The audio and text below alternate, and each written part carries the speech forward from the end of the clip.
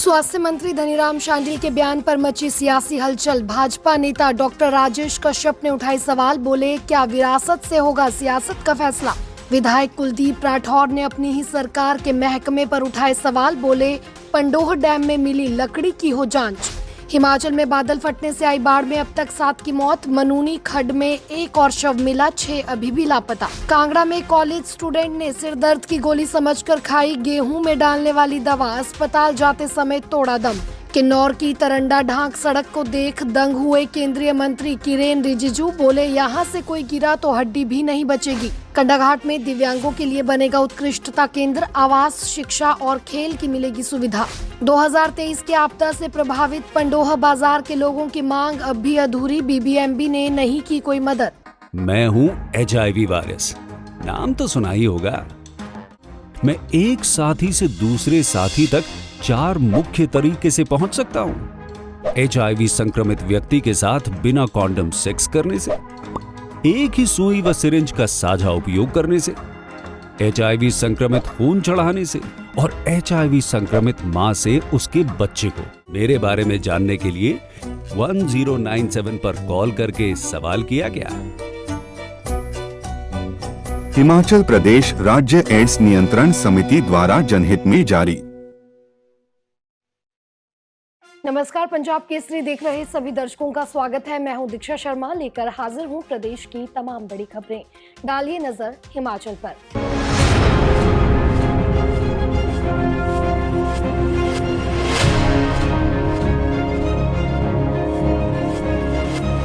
पहली खबर का रुख करते हैं। हिमाचल प्रदेश के स्वास्थ्य मंत्री धनीराम शांडिल के बयान के बाद हिमाचल की सियासत में चर्चाएं तेज हो गई हैं।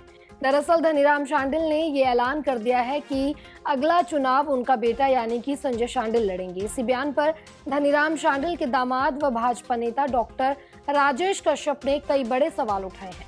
राजेश कश्यप ने कहा कि सुनने में आ रहा है कि शांडिल जी ऐलान कर चुके हैं कि वह अगला चुनाव नहीं लड़ेंगे और उनके बेटे को अब उनकी विरासत जाएगी, यानी कि अगला चुनाव धनीराम शांडिल अपने बेटे संजय शांडिल से लड़वाने जा रहे हैं। राजेश कश्यप ने आगे कहा कि क्या विरासत से सियासत का फैसला करना सही है। उन्होंने कहा कि अगर ये बयान मंत्री धनीराम शांडिल ने दिया है तो ये न सिर्फ आश्चर्यचकित करने वाला है बल्कि अलोकतांत्रिक भी है। क्या कहा राजेश कश्यप ने, आइए सुनिए। ये बड़ा आश्चर्यचकित करने वाला जो बयान है आदरणीय कर्नल धनीराम शांडिल जी का आया है कल, जो कि सोलन से विधायक भी है, मंत्री भी है। खैर, मैंने बयान उनका देखा नहीं है कि उन्होंने जो है अपने पुत्र संजय शांडिल को यहाँ से नेक्स्ट कांग्रेस का उम्मीदवार जो है घोषित किया है। ऐसी कोई मैंने वीडियो तो नहीं देखी, लेकिन फिर भी जो अखबारों में खबर आई है ये मैं समझता हूँ काफ़ी जो है आश्चर्यजनक भी है और अलोकतांत्रिक भी है।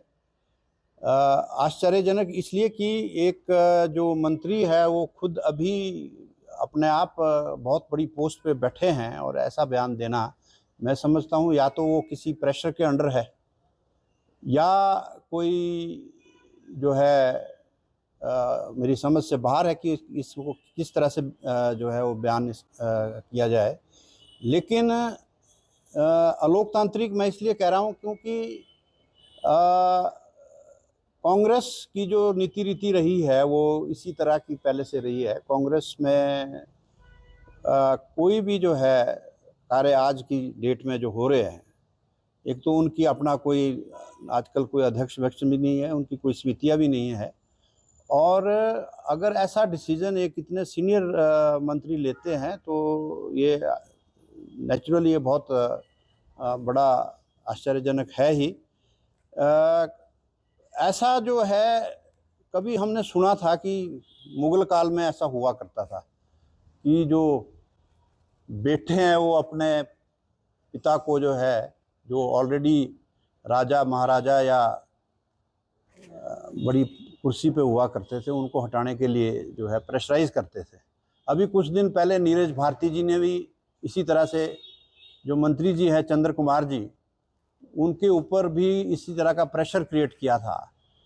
और अब ये जो नई बात आई है वो भी एक इसी तरह की, एक मैं समझता हूँ एक क्रिया हो सकती है या एक ऐसा प्रेशर हो सकता है, क्योंकि कर्नल धनीराम शांडिल एक बहुत सुलझे हुए राजनीतिज्ञ है, उनसे ये एक्सपेक्टेशन है नहीं। लेकिन अगर हुई है तो कांग्रेस में जो कई सालों से लोग बैठे हैं और प्रतीक्षा में है कि कर्नल साहब जी अब रिजाइन करेंगे या हटेंगे, या उनकी जो उम्मीदवारी जो है होगी, जो भी नए लोग बैठे हैं उसमें 5-6 लोग तो मेरी जो है मैं समझता हूँ, मैं उनको जानता हूँ। पलकराम कश्यप जी हैं, देवेंद्र कश्यप जी हैं, मदन कश्यप जी हैं और भूपेंद्र जी हैं, विनोद जी हैं। तो इस तरह के काफ़ी सारे लोग हैं कांग्रेस में जो इंतज़ार कर रहे थे कि अगर कर्नल धनीराम शांडिल जी हटते हैं तो वो अपनी उम्मीदवारी की जो है वो जिताएंगे कांग्रेस में जाकर। लेकिन अगर कांग्रेस की ब्लॉक समिति है या उनकी जो प्रदेश की समिति है या फिर उनकी जो देश की समिति है, वो किस तरह से इसको देखती है, ये कांग्रेस के अंदर की बात है। लेकिन मेरा इतना ज़रूर कहना है कि ये जो इस तरह का जो अनडेमोक्रेटिक तरीका है, ये जो है होना नहीं चाहिए, क्योंकि इससे जो है वो एक लोकतांत्रिक प्रक्रिया और लोकतंत्र में लोगों का विश्वास जो है वो कम हो जाता है, मेरा ये मानना है। क्योंकि हमारी भारतीय जनता पार्टी में ऐसा कोई भी जो है तरीका नहीं है कि ऊपर से जो है किसी को थोपा जाए, मतलब जिसको पैराशूट लीडर कहा जाता है। पहले जो है परखना जरूरी है, लोगों के बीच में जा कर के परखा जाए, लोगों के बीच में कौन नेता किस तरह से जो है समाज सेवा करता है, उसके पश्चात ही जो है आगे उसको जो है वो कार्य करने के लिए दिया जाता है। मुझे इतना कहना है, बाकी आप। कांग्रेस विधायक कुलदीप राठौर ने मुख्यमंत्री सुखविंदर सिंह सुक्खू के वन महकमे की कार्यप्रणाली पर कई बड़े सवाल उठाए हैं। उन्होंने कहा कि वन विभाग ठीक से काम नहीं कर रहा है, जंगलों का अवैध कटान हो रहा है। अवैध कटान और अवैध खनन ही कुल्लू जैसी आपदा के लिए भी जिम्मेदार है। शिमला में मीडिया से बातचीत करते हुए कांग्रेस विधायक कुलदीप राठौर ने कहा कि 24 जून को कुल्लू में बादल फटने के बाद सैकड़ों टन लकड़ियां बहकर पंडोह डैम पहुंची, जो कि बेहद ही चिंता का विषय है। इसकी जांच होनी चाहिए और दोषियों के खिलाफ कार्रवाई की जानी चाहिए। राठौर ने कहा कि सरकार को इस पर सख्ती दिखाने की बेहद जरूरत है। अगली खबर की ओर बढ़ते हैं। हिमाचल में बीते बुधवार को 5 जगह बादल फटने से आई बाढ़ में अब तक 7 लोगों की जान चली गई है। धर्मशाला और कुल्लू में अभी भी 6 लोग लापता बताए जा रहे हैं। वहीं खनियारा में मनूनी खड्ड में बहे एक और श्रमिक का शव आज सुबह बरामद हुआ है। 2 अभी भी लापता हैं। मौसम के कहर के बीच पहाड़ी में चढ़ गए एक युवक को रेस्क्यू भी कर लिया गया है। कुल्लू और धर्मशाला में एनडीआरएफ, एसडीआरएफ, पुलिस की टीमें और स्थानीय लोग लापता लोगों की तलाश में लगातार जुटे हुए हैं। वहीं कुल्लू के सेंज में बहे एक ही परिवार के 3 सदस्यों का फिलहाल अभी तक कुछ भी पता नहीं चला है। तीर्थन नदी में एक और व्यक्ति के बहने की भी सूचना है। मंडी के धर्मपुर में जालपा मंदिर के पास भी ब्यास नदी से एक व्यक्ति का शव बरामद किया गया है। बढ़ते हैं अगली खबर की ओर। कांगड़ा में एक कॉलेज स्टूडेंट की मौत का मामला सामने आया है। मृतिका ढलियारा कॉलेज में बीए सेकेंड ईयर की स्टूडेंट थी। एसपी देहरा मयंक चौधरी के अनुसार स्टूडेंट को मृत अवस्था में देहरा सिविल अस्पताल ले जाया गया था। जांच में पता चला कि मृतिका ने गलती से गेहूं डालने वाली जहरीली दवा का सेवन कर लिया था। बता दें कि यह घटना प्रागपुर के गढ़मसोट गांव की है। परिजनों ने बताया कि गुरुवार को स्टूडेंट को सिर में दर्द था। उसने घर में रखी खाद्य अनाज की जहरीली दवा को सिर दर्द की दवा समझकर खा लिया। दवा खाते ही उसकी तबीयत बिगड़ने लगी, उल्टियां होने लगी। परिवार वाले उसे पहले गरली अस्पताल ले गए, वहां उसे टांडा मेडिकल कॉलेज रेफर किया गया। रास्ते में ही उसकी हालत जो है वो ज्यादा खराब हो गई, जिसके बाद उसे देहरा अस्पताल लाया गया। डॉक्टरों ने उसे वहां पर मृत घोषित कर दिया। इस खबर को दिखाने का मकसद सिर्फ यही है कि दवाई खाते वक्त ये जरूर चेक कर लीजिए कि आप सही दवाई ले भी रहे हैं या नहीं। कैबिनेट मंत्री किरेन रिजिजू इन दिनों हिमाचल प्रदेश के दौरे पर हैं। बीते कल किरेन रिजिजू किन्नौर दौरे पर निकले थे। इस दौरान दुनिया की सबसे खतरनाक सड़क से गुजरते हुए वो काफी दंग रह गए। किन्नौर की तरंडा ढाक से किरेन रिजिजू का काफिला जब गुजरा तो वो हैरान हो गए। इस दौरान उन्होंने यहाँ का वीडियो भी शेयर किया। गाड़ी में मौजूद शख्स से बातचीत में मंत्री किरेन रिजिजू कहते हैं कि अगर यहाँ पर कोई गाड़ी सड़क से गिर जाए तो हड्डी भी नहीं मिलेगी। इस पर दूसरी ओर से शख्स कहता है कि यहाँ पर जब कोई गाड़ी खाई में गिर जाती है तो उसकी रिकवरी भी नहीं हो पाती। रिजिजू का ये वीडियो सोशल मीडिया पर खूब वायरल हो रहा है। भारत सरकार में कैबिनेट मंत्री किरेन रिजिजू की आवाज में वो डर भी साफ सुनाई दे रहा है। हालांकि जब वो कार्यक्रम स्थल पर पहुंचे फिर जाकर उन्होंने राहत की सांस ली। किन्नौर पहुंचने पर उनका भव्य स्वागत किया गया। वहीं उनके दिल को सुकून तब मिला जब उन्होंने किन्नौरी व्यंजनों का स्वाद चखा। भयानक है पूरा काटा हुआ है ना पहाड़। अगर यहाँ से स्लिप होके गिर गया तो जिंदा तो छोड़ दीजिए, हड्डी भी नहीं मिलेगा। नहीं मिलेगा, रिकवरी नहीं होती गाड़ी बड़ी बंदे ना गायब ही हो जाते हैं। बहुत ही और पीछे बहुत बड़ा बोर्ड भी लगा हुआ था कि the water flow is much faster than it looks, so please don't venture near the water.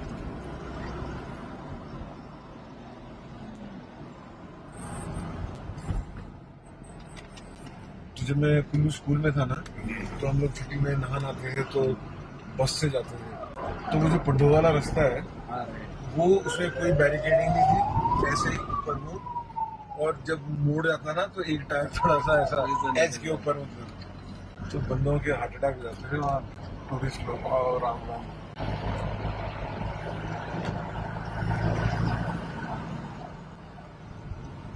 लेकिन इतना यहाँ शोर है कि लैंडस्लाइड नहीं पत्थर है ना पूरा। कोई सफाई नहीं है, सफाई कर। हिमाचल प्रदेश में दिव्यांगजनों के लिए एक बड़ा और ऐतिहासिक कदम उठाया जा रहा है। मुख्यमंत्री सुखविंदर सिंह सुक्खू के ड्रीम प्रोजेक्ट के रूप में कंडाघाट में उत्कृष्टता केंद्र की नींव रखी जा चुकी है। ये अत्याधुनिक सुविधा दिव्यांग बच्चों और युवाओं के लिए समर्पित होगी, जहां उन्हें शिक्षा, आवास, खेल और विकास के लिए सभी आवश्यक संसाधन उपलब्ध करवाए जाएंगे। डालिए नजर इस खबर पर। हिमाचल सरकार की ओर से कंडाघाट में उत्कृष्टता केंद्र का निर्माण किया जाएगा। ये केंद्र दिव्यांगजनों के लिए समर्पित होगा। मुख्यमंत्री सुखविंदर सिंह सुक्खू के ड्रीम प्रोजेक्ट के रूप में उत्कृष्टता केंद्र की नींव रखी गई है। ये अत्याधुनिक सुविधाओं से लैस दिव्यांग बच्चों और युवाओं के लिए समर्पित होगा, जहां उन्हें शिक्षा, आवास, खेल और विकास के लिए सभी आवश्यक संसाधन उपलब्ध कराए जाएंगे। इसमें 27 वर्ष तक की आयु के 300 दिव्यांग छात्रों के लिए आधुनिक कक्षाएं, हॉस्टल, खेल के मैदानों, कई आधुनिक सुविधाएं उपलब्ध होंगी। लोक निर्माण विभाग के सहायक अभियंता सुरेंद्र शर्मा ने बताया कि ये परियोजना कंडाघाट सब डिवीजन के टिक्कारी गाँव में लगभग 25 बीघा भूमि पर स्थापित की जा रही है। 60 करोड़ रुपए की लागत से तैयार होने वाला ये केंद्र प्रदेश में दिव्यांगों के लिए अपनी तरह का पहला और सबसे बड़ा संस्थान होगा। परियोजना को लेकर अधिकारियों और ठेकेदारों को स्पष्ट निर्देश दिए गए हैं। इसे प्राथमिकता के आधार पर और तेज गति से पूरा किया जाएगा। हमारे कंडाघाट सब डिवीजन में बाकना घाट के आसपास सरकार की ओर से एक बहुत ही बड़ा प्रोजेक्ट जो है वो मंजूर किया गया है और उसके लिए पैसा भी आया है। और उसमें मैं आपको बताऊं कि काम भी शुरू हो चुका है। और एक ये बहुत अच्छी सरकार की तरफ से पहल है कि हम दिव्यांग के लिए एक बहुत अच्छी फैसिलिटी सरकार देने जा रही है और इसमें काफ़ी ज़्यादा पैसा खर्च होगा। पैसा आ भी चुका है और आने वाला है। ठेकेदार को डायरेक्शंस दी गई हैं कि क्योंकि ये सीएम साहब का ड्रीम प्रोजेक्ट है कि इसको बहुत जल्दी, जितना जल्दी हो सके उतना जल्दी पूरा करना है। और इसमें 60 करोड़ के आसपास जो है वो अवार्ड फिलहाल कॉन्ट्रैक्टर को हुआ है। पंजाब केसरी टीवी के लिए सोलन से नरेश पाल की रिपोर्ट। साल 2023 की विनाशकारी आपदा से प्रभावित पंडोह बाजार के लोगों की पीड़ा अब भी कम नहीं हुई है। बीबीएमबी अधिकारियों द्वारा आपदा के बाद ये वादा किया गया था कि नदी किनारे रहने वाले परिवारों को अस्थायी रूप से बीबीएमबी की आवासीय कॉलोनी में शिफ्ट किया जाए, लेकिन इस दिशा में अब तक कोई ठोस कदम नहीं उठाया गया है। प्रभावितों का कहना है कि अब तक बीबीएमबी द्वारा कोई मदद या सहयोग नहीं दी गई है। क्या कहना है प्रभावितों का, देखिए इस रिपोर्ट में। मंडी जिले के पंडोह बाजार में साल 2023 की विनाशकारी आपदा के जख्म अभी तक हरे हैं। बीबीएमबी अधिकारियों द्वारा आपदा के समय बड़े बड़े वादे कर लोगों से पीछा छुड़ा लिया गया, लेकिन अब तक लोगों को न्याय नहीं मिल पाया है। आपदा के बाद बोर्ड द्वारा नदी किनारे रहने वाले परिवारों को अस्थायी रूप से बीबीएमबी की आवासीय कॉलोनी में शिफ्ट करने का वादा किया गया था, लेकिन इस दिशा में अब तक कोई ठोस कदम नहीं उठाया गया है। प्रभावितों में शामिल रोहित, राधा कृष्ण वर्मा, प्रमिला शर्मा सहित कई परिवारों का कहना है कि 2023 की आपदा के बाद न तो 2024 की बरसात में और न ही इस वर्ष अब तक बीबीएमबी द्वारा कोई मदद या सहयोग दिया गया है। इन परिवारों को हर बरसात के मौसम में जान माल का खतरा सताता है, लेकिन प्रशासनिक स्तर पर केवल आश्वासन ही मिले हैं। स्थानीय पंचायत प्रधान गीता देवी ने भी इस मुद्दे को गंभीर बताते हुए मांग की है कि बीबीएमबी को चाहिए कि वो बरसात के 2 महीनों के लिए इन परिवारों को अपनी आवासीय कॉलोनी में अस्थायी रूप से शिफ्ट करे, ताकि उनकी सुरक्षा सुनिश्चित हो सके। पंडो बाजार के साथ व्यास नदी किनारे प्रोटेक्शन वॉल भी जल्द से जल्द लगाई जाए। वहीं अधिकारियों के लोगों का कहना है कि बीबीएमबी केवल अपनी परिसंपत्तियों की सुरक्षा पर ध्यान देती है, जबकि आसपास रह रहे लोगों की जान जोखिम में डाल दी जाती है। यदि जल्दी कोई निर्णय नहीं लिया गया तो प्रभावित परिवारों के साथ पंचायत प्रतिनिधि बीबीएमबी के खिलाफ आंदोलन का रुख भी अपना सकते हैं। अब देखना यह है कि बीबीएमबी अपने पुराने वादों को निभाती है या फिर एक बार फिर पंडो बाजार के लोगों के बरसात में अपने भाग के भरोसे छोड़ दिया जाता है। मेरा नाम रोहित कुमार है। 2023 की आपदा में जैसे कि आपको सबको पता कि पंडो बाजार में बहुत ज्यादा नुकसान हुआ था, जिससे बाढ़ आने से सबके घरों में पानी घुस गया था, जिसमें हमारी दुकान और घरों में बहुत ज्यादा पानी घुस गया था। तो उसमें क्या कि 2 महीने बरसात में हमें रहने के लिए बहुत दिक्कत आ रही है। हम बीबीएमबी प्रशासन से मांग करते हैं कि हमें इन बरसात के सीजन में अपना कीमती सामान रखने के लिए और कुछ फ्लड के दौरान रहने के लिए हमें कुछ कमरे दिए जाए। इनके पास बीबीएमबी में काफी कमरे खाली है वहाँ पे। 2024 में भी 23 में भी इन्होंने देने के लिए बोला था, ना 2023 में दिए ना 24 में दिए। तो हमारी मांग ये है कि अभी इनको 2 महीने के लिए बरसात के सीजन में हमें कुछ क्वार्टर जो दरिया के नजदीक लोग रहते हैं उनको दिए जाए, जिससे कि हम अपना सामान और रख सकें और ज्यादा पानी आने के कारण वहाँ पे हम रह सके। 2023 में जो मतलब बरसात आई थी, उसके बाद जो बीबीएमबी की तरफ से हमारे को आज तक कोई भी आश्वासन नहीं मिला, ना ही आज अब 2025 में हम डर के साए में जी रहे हैं जब बरसात आई, और ना ही 2023 के बाद कोई प्रोटेक्शन बार लगाई इन्होंने, ना ही कोई कुछ कार्य किया। हम मांग करते हैं कि हमें 2 महीने के लिए यहाँ से कहीं शिफ्ट किया जाए ताकि डर के साए से दूर रहे। आज भी रात को जैसे पीछे बादल फटे तो डर के साए में पूरी रात हम सोए। जिसे 2023 में बोला गया था कि बीबीएमबी के अधिकारियों द्वारा कि आपको बीबीएमबी कॉलोनी में शिफ्ट करेंगे, तो 2023, 24, 25 हो गई, कुछ हुआ उनके द्वारा कार्रवाई? नहीं, अभी तो कुछ कार्रवाई नहीं हुई, ना डंगा लगा। हमारा तो देखो पुल की वजह से हमारे सारा घर का पूरा नुकसान जो जितना भी हुआ पूरा, आज तक कोई पूछने तक नहीं आया बीबीएमबी का, कोई भी आश्वासन नहीं मिला हमारे। वर्मा पंडो बाजार निवासी। हमारा 2023 में जब बाढ़ आई थी 9 जुलाई को, उस दौरान हमारा सारा कुछ बह गया, घर का कोई सामान नहीं बचा और स्टोर दुकानों का, और हमारा भारी नुकसान हुआ।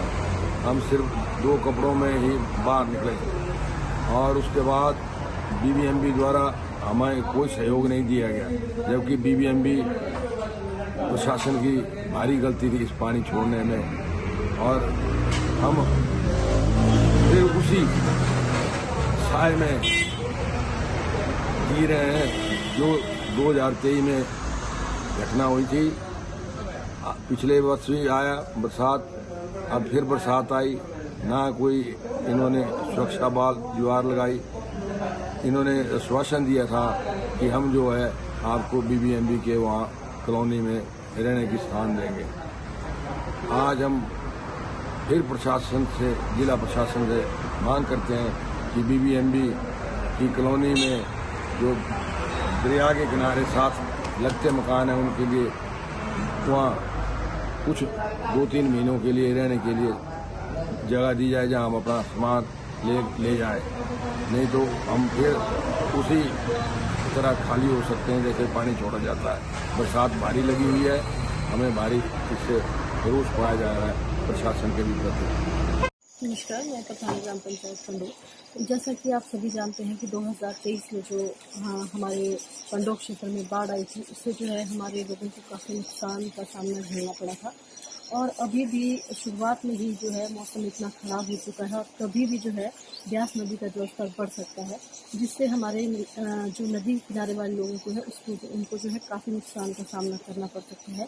इसलिए मेरी बीबीएमबी प्रशासन से निवेदन रहेगा कि जो हमारे नीचे वाले लोग हैं उनको जो है उनकी सुरक्षा हेतु जो है उन्हें जो है बीबीएमबी के क्वार्टर दिए जाएं, क्योंकि जो बीबीएमबी ने हमें आश्वासन दिया था कि वहाँ पर जो है सुरक्षा दीवार लगेगी, वह अभी तक जो है 2025 तक जो नहीं लग पाई है।